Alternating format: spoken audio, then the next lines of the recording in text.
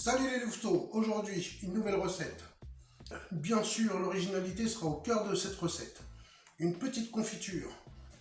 Donc on a tous des légumes qui s'abîment, forcément. Ça arrive à tout le monde. Voilà. On ne surveille pas assez, ou les idées fusent, et puis on oublie, et puis bon bref.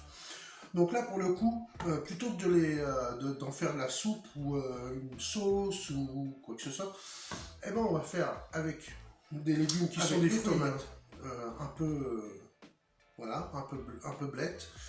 On va en faire de la confiture. Et là justement on va l'allier avec la figue. La tomate et la figue, ça match. Pour moi mes tomates ce sont des tomates du jardin. Voilà, elles sont légèrement abîmées.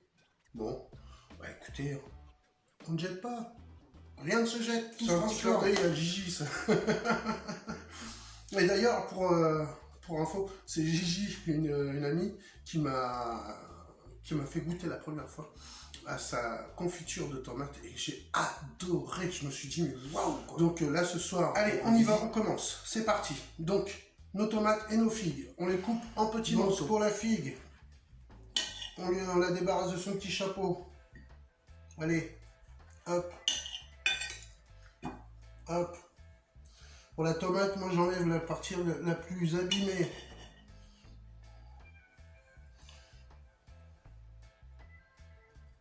Alors là, j'ai pris qu'une petite quantité. Et bien sûr, quand vous voulez faire des pots, vous augmentez. 2 figues pour 3 tomates. Voilà. Donc si vous voulez faire 1 kilo, vous mettez, je sais pas moi, allez, on va dire 6 figues pour 9 tomates.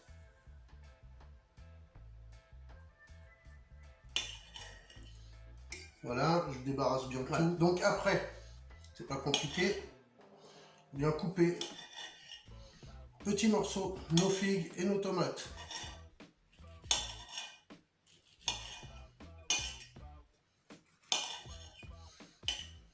Voilà. Alors un petit conseil, pareil, pour les tomates, prenez toujours un couteau où il y a des dents, des petites dents. C'est plus simple. Parce que même un couteau bien aiguisé glisse sur la peau de la tomate. Faites ça grosso modo, hein, on n'est pas obligé de faire un truc super beau. Hein. Vous avez vu, je peine pas pour couper mes tomates, pourtant elles sont bien mûres. Avec un couteau même aiguisé, ça glisserait dessus, j'aurais du mal. Donc, tandis que là, avec le couteau à dents, bah Ève elle est pas là. La dent Ève. Oh, vous suivez pas, hein, c'est grave. Hein. Bon, moi je vais faire la quantité à peu près d'un petit pot, quoi, on va dire. Donc vous multiplierez. Je vous fais faire des maths à chaque fois, hein. Mais moi j'aime pas les maths, alors voilà. C'est pour ça que je préfère la cuisine à la pâtisserie. Parce que la pâtisserie c'est des fois un peu lourd. Ou alors je fais de la pâtisserie mais en freestyle. Et ça marche. On y va. Cuisson de la confiture. On y va. Dans une casserole à fond épais, hop, je verse mes fruits, c'est-à-dire mes tomates et mes figues. Voilà. Et voilà.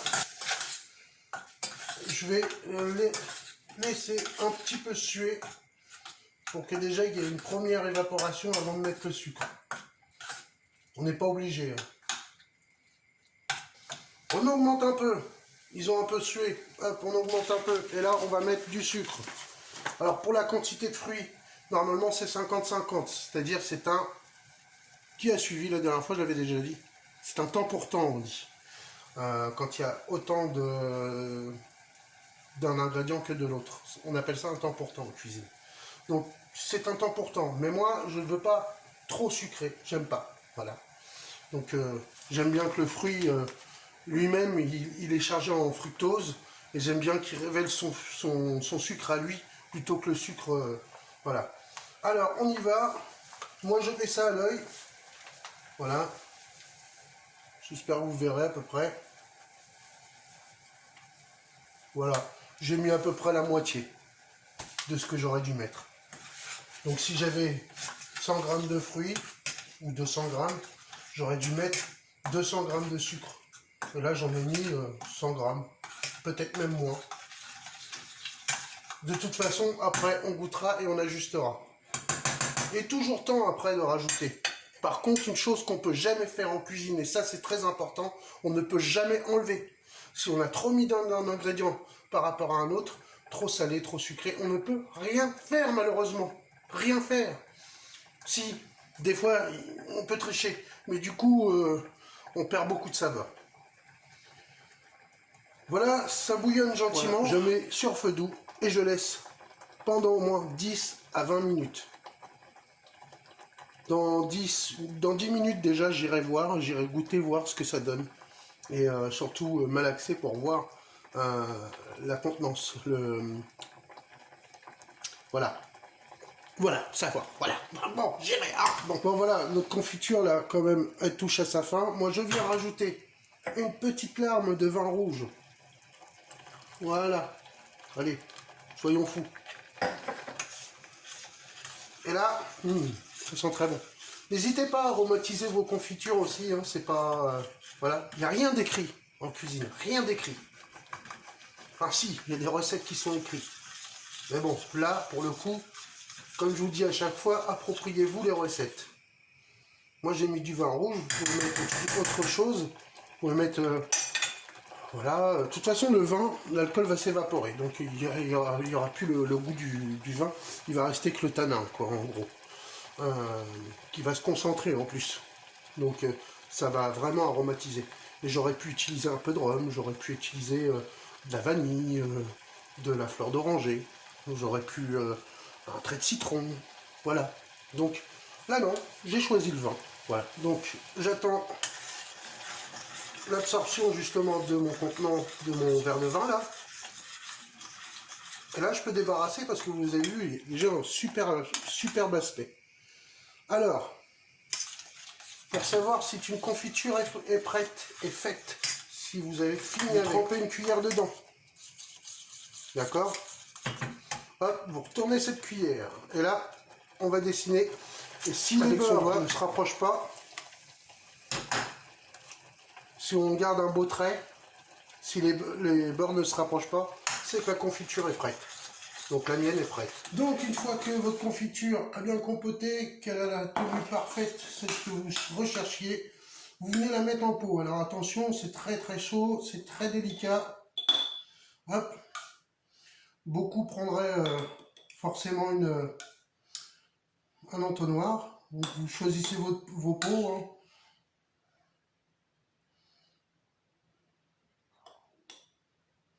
Moi j'y vais à l'arrache toujours. Hop là, on revient par là. De toute façon, j'essuierai mon pot correctement. Là, j'en ai fait de la valeur que d'un pot. D'accord? Mais, cela dit, vous pouvez en faire plus, comme je vous ai dit. C'est à vous de calculer. Alors, on met bien en hauteur. N'est-ce pas?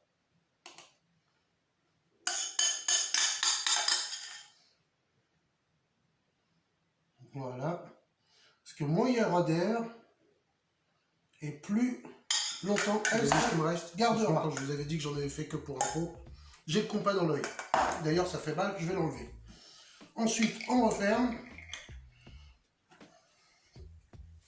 avec une petite éponge propre et humide. On vient nettoyer le tour. C'est chaud, faites attention de ne pas vous brûler. Voilà. Et on retourne. Et on peut conserver ainsi notre confiture soit au frais ou à température ambiante pendant des mois. Voilà. Vous faites ça sur tous les pots que vous avez et forcément vous aurez un résultat. Votre petite confiture est terminée. Maintenant je vous invite si vous voulez bien liker, à partager et à vous abonner si ce n'est pas encore fait. Et je vous souhaite forcément une bonne dégustation. Voilà. Allez, à bientôt. Salut les louveteaux!